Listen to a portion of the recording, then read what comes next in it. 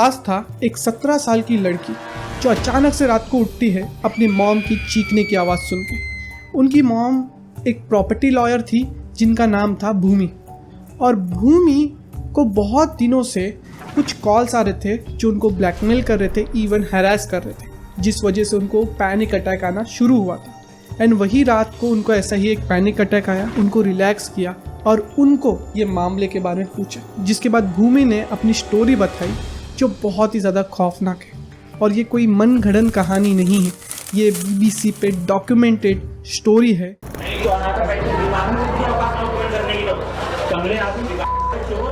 हर इंसान के मोबाइल में ना एक नंबर ऐसा होता है जो सामने वाले की जिंदगी को डिस्ट्रॉय कर सकता है। 就是我们会拿到很多信息的，基本上你可以这么理解，他的在我面前是裸体的。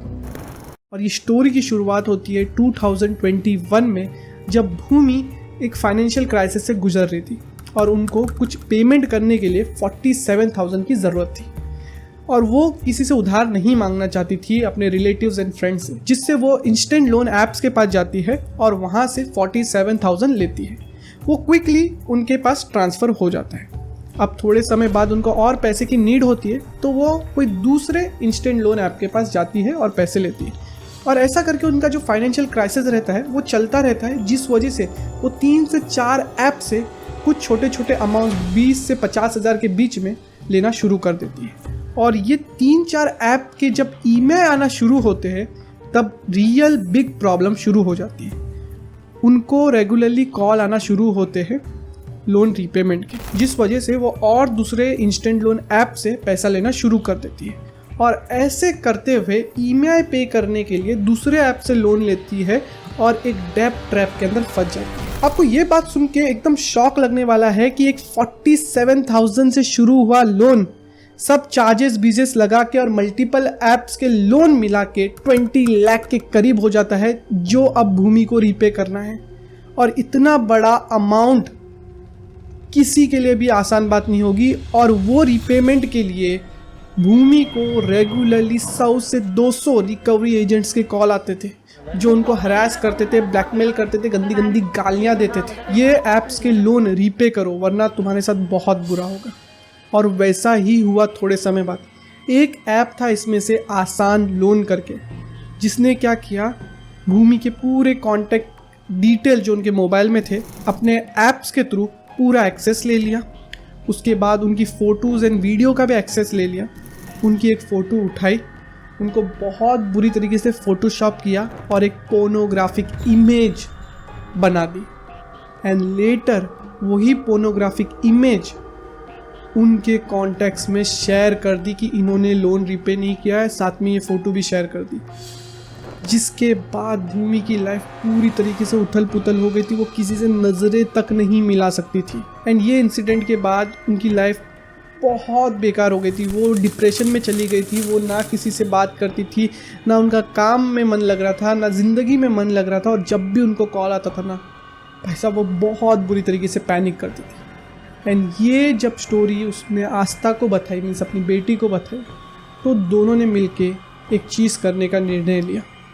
और वो चीज़ उन्होंने क्या की और कैसे अपनी प्रॉब्लम को सॉल्व किया, और क्या उनकी प्रॉब्लम सही में सॉल्व भी हुई, वो मैं आपको एंड में बताऊंगा। लेकिन उससे पहले मैं आपको कुछ डेटा शो करना चाहता हूँ कि इंडिया के अंदर है ना 2021 में ऐसे हैरासमेंट एंड ब्लैकमेल के ये इंस्टेंट लोन ऐप से 76,000 केसेस फाइल हुए थे। एंड उसके बाद से 2024 तक ये नंबर स्टेडीली बढ़ा है। इवन ये हरासमेंट के वजह से 60+ इंडियन ने अब तक सुसाइड भी कर ली है। तो आज के इस एपिसोड के अंदर है ना हम सब कुछ जानेंगे कि कैसे ये इंस्टेंट ऐप लोन आपको फंसाते हैं, कैसे ये आपका डेटा एक्सेस करते हैं, कैसे ये आपको ब्लैकमेल करते हैं, और इनसे बचने का क्या सल्यूशन है, और आस्था और भूमि के लाइफ में इन द एंड क्या हुआ, क्या वो अब भी डेब्ट ट्रैप के अंदर है, क्या वो इधर से बाहर निकल गए। इस सारी चीज़ हम इस एपिसोड के अंदर डिस्कस करेंगे। तो मैं आपसे विनती करूंगा कि आप एंड तक ज़रूर बने रहना, और ऐसे जो लोग ये ऐप से लोन लेते हैं उन तक ये वीडियो प्लीज़ शेयर करिए, ताकि उनको भी ये सारी इन्फॉर्मेशन मिल सके और वो ज़्यादा सावधान रहे। तो इंस्टेंट लोन ऐप की ना शुरुआत 2016 में हो गई थी, क्योंकि जियो आया था, इंटरनेट सबके लिए एक्सेसिबल हो गया था और फिनटेक का रेवोल्यूशन तभी शुरू हुआ था। लेकिन इसको पॉपुलैरिटी मिली 2020 में, जब कोविड का पैंडेमिक आया। आज रात 12 बजे से पूरे देश में संपूर्ण लॉकडाउन होने जा रहा है।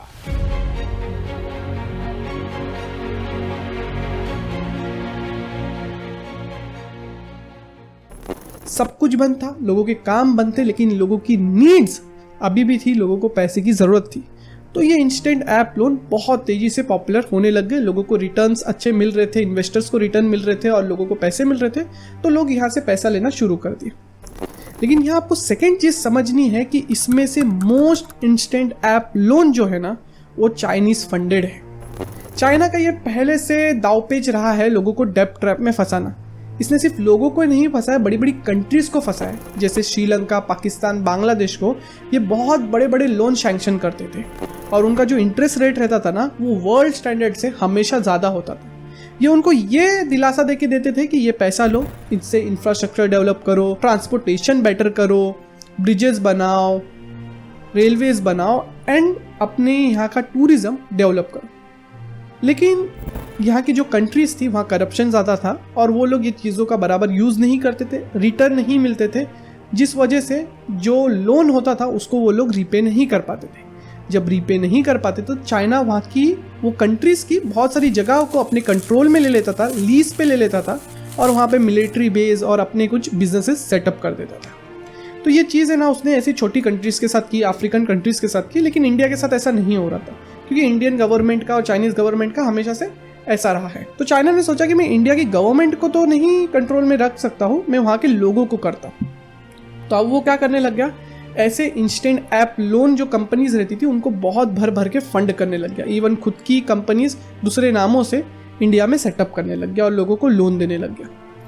और इससे ना उसने एक बहुत ही इंपॉर्टेंट चीज़ लोगों से लेना शुरू कर दी, इंडियन से लेना शुरू कर दी, वो है इंडिया का डेटा। क्योंकि जब भी आप कोई इंस्टेंट लोन ऐप डाउनलोड करते हो तो उसको आपको कुछ एक्सेस देने पड़ते हैं आपके मोबाइल के, जैसे आपके फ़ोटोज़ एंड वीडियोज़ के, आपके कॉन्टैक्ट्स के और आपकी लोकेशन के। जब आप एक्सेस देते हो तो उनके पास पूरा डेटा जो आपके मोबाइल का रहता है वो चला जाता है। और ये चीज़ जब उनके पास चली गई तो वो खुद अपने हिसाब से बोलते हैं कि आप उनके सामने नेकेड हो चुके हैं। एक ऐसे ही लोन ऐप के ओनर को पकड़ा था, उन्होंने खुद ने कहा है कि आप का डेटा के वजह से आप उनके सामने पूरी तरीके से नेकेड हो, आप कहाँ जाते हो, क्या करते हो, सब कुछ उनके पास रहता है। और इसके बाद वो अपना नेक्स्ट स्टेप खेलते हैं कि जो इंटरेस्ट रेट रहता है ना, वो हमारे बैंकों के पर्सनल लोन से डबल रहता है। जहाँ बैंक्स 10 to 15% के करीब पर्सनल लोन देती है, ये ऐप्स स्पीड में तो देती है लेकिन 15 to 30% के बीच में इनका इंटरेस्ट रेट रहता है। प्लस अगर आपने इनका ईएमआई टाइम पे पे नहीं किया तो बहुत हाई पेनल्टी चार्जेस भी होते हैं। और अगर आप एक ऐसे बंदे हो जो इसका लोन का यूज़ फालतू खर्चों में कर रहे हो तो भाई आप ऐसे डेब्ट ट्रैप में फंसने वाले हो जिससे आपको कोई नहीं निकाल पाएगा। एंड ये इंस्टेंट ऐप लोन ऐसे ही लोगों की तलाश में रहते हैं। ये लोग आपको डेब्ट के ट्रैप में फंसा लेते हैं अपने। लेटर आप ईएमआई नहीं पे करते हो तो आपको ये लोग ब्लैकमेल करना शुरू कर देते हैं। इनके पास आपका पूरा डेटा रहता है। ये आपके कॉन्टैक्ट्स में जा जाके लोगों को मैसेज करते हैं कि इसने लोन लिया है मुझसे और रीपे नहीं कर रहा है। आपकी फ़ोटोज़ को बहुत बुरी तरीके से पोर्नोग्राफिक तरीके से फ़ोटोशॉप कर देते हैं और सब कॉन्टैक्ट्स में शेयर कर देते हैं, जिससे आप किसी से नज़रें मिलाने के लायक नहीं रहते। एंड ऐसा करके ये आपको पूरी तरीके से हैरास करते हैं, ब्लैकमेल करते हैं। एंड ऐसा ही करके ये ऐप्स ने 60+ इंडियंस की जान तक ले ली है। और ये चीज़ मैं खुद से बना के नहीं बोल रहा हूँ, इवन बहुत सारी बड़ी बड़ी न्यूज़ साइट ने भी इसको कवर किया है। पहला है कि आप वो ही ऐप से लोन लो जो आरबीआई के साथ कनेक्टेड है। आप अपने ऐप का नाम डालो और सर्च करो कि वो आरबीआई के साथ कनेक्टेड है, रजिस्टर है या नहीं है।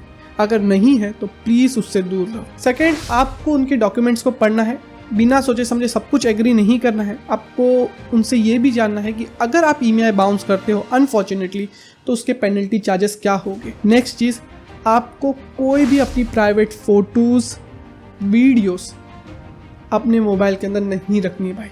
प्लीज़, कोई भी ऐप से लोन ले रहे हो तो आप कोई भी अपनी फ़ोटो वीडियो जो प्राइवेट है, समझ रहे हो, उसको मोबाइल के अंदर मत रखो। नॉर्मल फ़ोटो चलेगा, लेकिन प्राइवेट फ़ोटो आप समझ रहे हो वो नहीं रखना है, क्योंकि ये लोग आपके मोबाइल का एक्सेस पहला मांगेंगे, फ़ोटोज़ एंड वीडियोज़ का, कॉन्टैक्ट्स का, लोकेशन का। अगर आप वो नहीं दोगे तो आपका लोन सैंक्शन नहीं होगा, तो वो तो आपको देना ही पड़ेगा। इसलिए सबसे अच्छा बोलूँगा कि ये चीज़ें आप मोबाइल के अंदर मत रखो। अगर आपको ज़रूरत है तो आप अपनी अलग सी पेन ड्राइव के अंदर रख सकते हो, क्योंकि अगर ये डेटा उनके पास चला गया ना भाई साहब, तो फिर आपको कोई नहीं बचा सकता। नेक्स्ट चीज़, जो भी एक्सेस आपने वो ऐप को दिया है ना, एक बार लोन आ जाता है उसके बाद सेटिंग में जाओ, वो सारे एक्सेस को ऑफ करो। और प्लीज़ ये ऐप के पैसे लग्जरी चीज़ें खरीदने के लिए, लोगों के सामने शो ऑफ करने के लिए, लोगों को पार्टी देने के लिए मत यूज़ करो। अगर आप ऐसा करोगे ना तो आप मल्टीपल ऐप से लेते जाओगे और EMI पे करने के लिए और ऐप से लोगे और आप एक डेब्ट ट्रैप के अंदर फंस जाओगे। तो ज़रूरत है तभी ये ऐप्स के पास जाओ, फालतू खर्चों के लिए प्लीज़ प्लीज़ ये ऐप्स के पास मत जाओ। और आप में से बहुत सारे लोग ये भी मेरे को कमेंट में बोलेंगे कि भाई मैं ये ऐप से लोन तभी लेता हूँ या तभी लूँगा जब मेरे पास कोई इमरजेंसी होगी, मैं फालतू में क्यों लूँगा। तो इससे भी बचने का एक तरीका है मेरे भाई, आप इमरजेंसी फ़ंड बिल्ड करो ना। 3 से 6 महीने का इमरजेंसी फ़ंड बिल्ड करो, जिसके अंदर आपके पास इतने पैसे एक दूसरे बैंक अकाउंट में होंगे जिससे आपके 3 से 6 महीने के खर्चे निकल सकते हैं। छोटा सा एग्जांपल लेंगे कि अगर मेरे महीने के खर्चे 20,000 रुपये, तो मैं अगर 6 महीने का इमरजेंसी फ़ंड बिल्ड करता हूँ तो मेरे बैंक में होने चाहिए 1,20,000 रुपये, जिससे अगर मेरे ऊपर कभी भी कोई इमरजेंसी आती है, मेरी जॉब छूट जाती है, तो मैं वो 1,20,000 से मेरे खर्चे निपटा सकता हूँ और कोई दूसरी अपॉर्चुनिटी ढूंढ सकता हूँ। और ये चीज़ करना कोई रॉकेट साइंस नहीं है। आपको अपने महीने की इनकम का 10 to 20% एवरी मंथ दूसरे बैंक अकाउंट में डालते जाना है और सेव करते जाना है, और आप 1 से 1.5 साल के अंदर एक इमरजेंसी फंड बिल्ड कर सकते हो जो आपको लंबे समय तक कोई भी डेब्ट के अंदर पड़ने से बचा सकता है। और ये चीज़ के ऊपर मैंने एक डिटेल वीडियो बना रखी है, इधर आएगा उसका थंबनेल, आप मेरे चैनल पे जाके देख सकते हो। तो चलिए अब हम हमारी स्टोरी को कंटिन्यू करते हैं। आस्था ने भूमि से सब कुछ पूछ लिया, और भूमि की लाइफ सबसे ज़्यादा बैड फेज में तब आई जब वो आसान लोन ऐप ने उनकी फ़ोटो उठा के उसको बहुत बुरी तरीके से एडिट करके एक पोर्नोग्राफिक इमेज बना दिया, और उसको उनके सारे कांटेक्ट में, इवन उनके रिलेटिव्स, उनके मॉम डैड, उनके कंपनी के लोगों को सबको शेयर कर दिया। मैं फ्रैक्शन ऑफ सेकंड के लिए ब्लैकआउट हो गई। मुझे टोटली नूड नेकेड दिखाकर, मतलब it was a morph photograph था, जिस वजह से वो किसी से आंख तक नहीं मिला पा रही थी। वो जो नेबरहुड में 40 सालों से रह रही थी ना, वहाँ जाने के लिए उनको शर्म आ रही थी। वो जहाँ काम कर रही थी ना, वो सोचती थी कि हमेशा मेरे कोवर्कर्स शायद मुझे वही बुरी नज़रों से देख रहे हैं। उनके बहुत सारे रिलेटिव ने तो उनसे बात करना तक छोड़ दिया था। जिसके बाद आस्था एंड भूमि ने एक पुलिस कंप्लेंट फाइल की, लेकिन सैडली उससे भी ज़्यादा कुछ हुआ नहीं। इन द एंड भूमि के पास एक ही रास्ता बचा कि वो अपना सिम कार्ड तोड़ के फेंक दे। लेटर उनकी बेटी को कॉल आने लग गए तो उनका भी सिम कार्ड तोड़ के फेंक दिया गया, और उन्होंने अपने सारे रिलेटिव्स को बोल दिया था कि अगर कोई भी इंस्टेंट लोन ऐप्स वाला आपसे पूछे हमारे बारे में तो बोल देना कि हम भूमि और आस्था कौन है हमें पता नहीं है, आप उनसे ही ढूंढ लो, आप उनसे ही बात कर लो। उनको जो नेबरहुड में वो रह रहे थे वहाँ से घर छोड़ के भी जाना पड़ा था, और ऐसा करके वो ये प्रॉब्लम से दूर हटे हैं। इन द सेंस आप बोल सकते हो या नहीं भी हट पाए हैं, क्योंकि ये ज़ख्म जो है उनके साथ ज़िंदगी भर रहने वाला है। एंड यही आसान लोन ऐप ने ना ऐसे मल्टीपल केसेस किए थे ब्लैकमेलिंग के, जिस वजह से कुछ लोगों ने सुसाइड भी कर दी, जिसके बाद पुलिस को एक्शन लेना पड़ा और उनके जो रिकवरी सेंटर है वहाँ पे छापा मारा गया। जब छापा मारा तो उसका जो ओनर था आसान लोन ऐप का, वो चाइनीज़ निकला। जो रिकवरी सेंटर चला रहे थे वो हस्बैंड एंड वाइफ थे। उसमें जो हस्बैंड था वो इंडियन था और जो वाइफ थी वो चाइनीज़ थी, और जो छापा मारा उससे पहले ही वो दोनों फरार हो चुके थे। अब वो कहाँ है वो किसी को नहीं मालूम। और जब ये आसान लोन ऐप को बंद किया गया ना, और इनके ओनर से बात की, फाउंडर से बात की, तो वो चाइनीज़ थे और उन्होंने बोला कि आप कुछ भी कर लो, आप हमारे एक ऐप बंद कर दोगे, लेकिन हम इंडिया के रूल एंड रेगुलेशन के अंदर से एक ऐप खोल लेंगे या मल्टीपल और ऐप खोल लेंगे। और लोगों को इंडिया के अंदर इतनी पैसे की नीड है ना भाई साहब, कि वो लोग हमारे पास आएंगे, खुद ढूंढते ढूंढते आएंगे, हमें कुछ ज़्यादा एडवर्टाइजिंग करने की भी ज़रूरत नहीं। और ये बातें ना बहुत ही ज़्यादा सच है, क्योंकि इंडिया के अंदर है ना एक स्टैंडर्ड ऑफ लिविंग दिखाना सोसाइटी के अंदर बहुत ज़्यादा ज़रूरी हो गया है। भले वो स्टैंडर्ड ऑफ लिविंग है ना फेक क्यों ना हो, हम सोशल मीडिया पे दिखाएंगे, सोसाइटी में दिखाएंगे, और भले उसके लिए हमें डेप्थ के अंदर क्यों ना, उधार के अंदर क्यों ना फंसना पड़े। क्योंकि मैंने ऐसे मल्टीपल केसेस देखे जहां लोग अपने आप को अमीर दिखाने के लिए लोने लेना चालू कर दिए और फिर डेप्थ के ट्रैप में फंस गए और बहुत बुरी तरीके से फंस गए, जिससे उनकी पूरी जिंदगी खराब हो चुकी है। और मैंने ऐसे बहुत सारे लोगों को भी देखा है जो लोग बहुत ज़्यादा अमीर है लेकिन आज भी मिनिमलिस्टिक लाइफ जीते हैं। और इसके ऊपर है ना मैंने एक डिटेल वीडियो बनाई है जहां मैंने मल्टीपल एग्जांपल दिए हैं मिस्टर राधाकृष्ण दमानी सर के, वॉरेन बफेट के, आशीष कचोलिया के, राकेश झुनझुनवाला के। वो इतने अमीर होके भी एक मिनिमलिस्टिक लाइफ जीते हैं। और वो क्यों ऐसा करते हैं? Why looking poor is important, वो मेरी अब तक की one of the best performing video है जो मैं एंड स्क्रीन पे दूंगा, यहाँ दे दूंगा, आप ज़रूर देख लेना। और ये वीडियो को है ना मैं एक एंड नोट के साथ ख़त्म करना चाहूँगा कि depth is a modern day slavery. मतलब पहले लोग है ना राजाओं के गुलाम होते थे, आज लोग है ना उधार के गुलाम हो चुके हैं। तो प्लीज़ आप इससे बचें और ये वीडियो ज़रूर देखें। मिलता हूँ मैं आपसे अगले वीडियो में, तब तक के लिए बाय बाय।